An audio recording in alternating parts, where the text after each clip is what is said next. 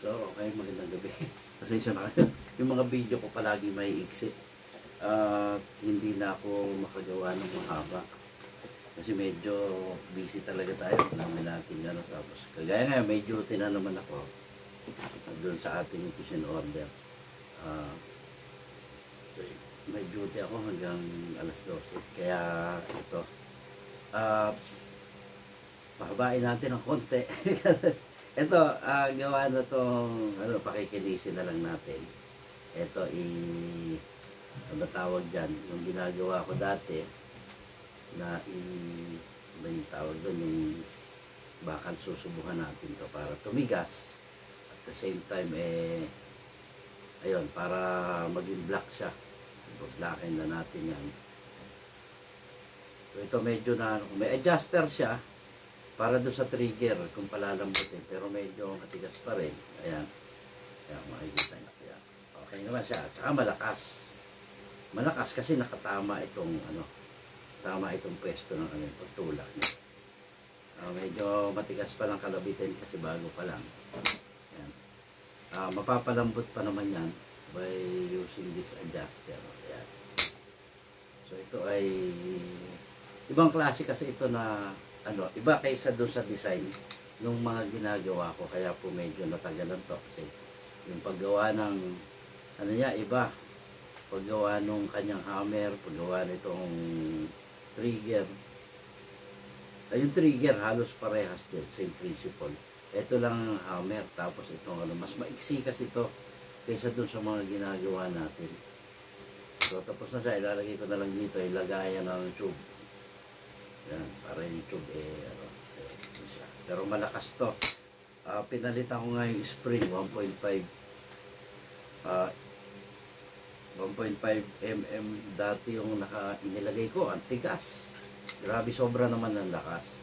Baka hindi na mapigilan ng spring ng valve yung diin niya, yung tulak niya. Kaya tama-tama na to, malakas siyang pumukbok, so okay na yun. Yan. Ito naman,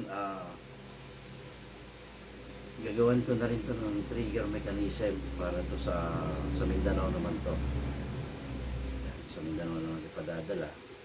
So ito, sa side ko nilagay yung kanyang yan, yung kanyang output gauge sa side. Then 16 mm yung kanyang barrel. Tapos siya, parehas naman ito ng standard lang naman siya sa loob. Sila na yung maglalagay nito. So na rin to, tapos na yung rail, tapos na rin itong valve. So okay na, may swing na. Ayan, halos, na lang, konti-konti. Trigger mechanism na lang to. Since medyo, na tayo, sanay na tayong gumawa na ganito. Kaya na ito, naiiba yung design nito. Kailangan sumunod ako sa specs nung pinagawa sa akin. Kaya pero naman siya, medyo lang siya, medyo matigas lang kalabitin kumpara doon sa ibang, meron kasi malambot Ayan, ito medyo matigas kasi malakas nga siya. Kailangan malakas din yung hawak ng trigger doon dito sa hammer. Kung ito'y palalambutin pa, pababawasan lang naman yung spring nito, madali lang naman siyang tanggalin. Ayan, napipihit sa kamay lang. Puputulan na lang yung spring if hindi ko na ako naglagay na adjuster. Ayan, puputulan lang itong spring na to kung gusto pang palambutin. Kung sakaling overpower, dito na lang. Pero kahit na 1,800 PSI, kayang itulak nito, kayang pukpukin nito. Ayan. Sigurado ka naman hindi sasablay yan. Walang kalas-kalas yan. Yan. At yan nga, kaya naman ikasa ng isang daliri pero mahirap. Yan, tigas niya kasi. Yan, tsaka malakas ang pumukpok. Kasi konti lang din yung dito, yung kanyang clearance, yung space niya para yung bumelo. Naman siya, yan. Lumalambot na kasi palagi lang kung mga nakakailang po ito. Nakakailang kalabit na, marami. Palambot na ng palambot ito. At saka yan, ang bilis. Okay naman siya. So, ayan. kikinisin na lang to. At ito, gagawin pa lang yung trigger mechanism niya. Pero sa mga susunod na araw, gagawa ko na yan. Naubusan kasi tayo ng mga materyales kasi yung mga nakaraan hindi po ba medyo ito ako puro conversion yung ginagawa ko, puro conversion set.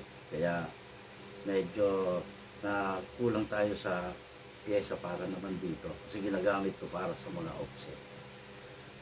So hanggang dito na lang. Maraming salamat po ulit sa inyo lahat. Maiksi pa rin pero at least mas mahaba na kaysa dun sa mga nauna.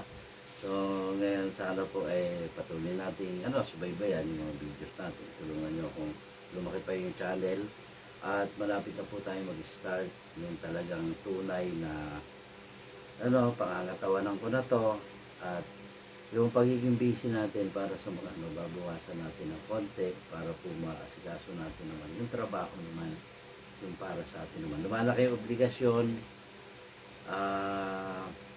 dumadami yung pinagagastosan kaya kailangan din makadagdag. Although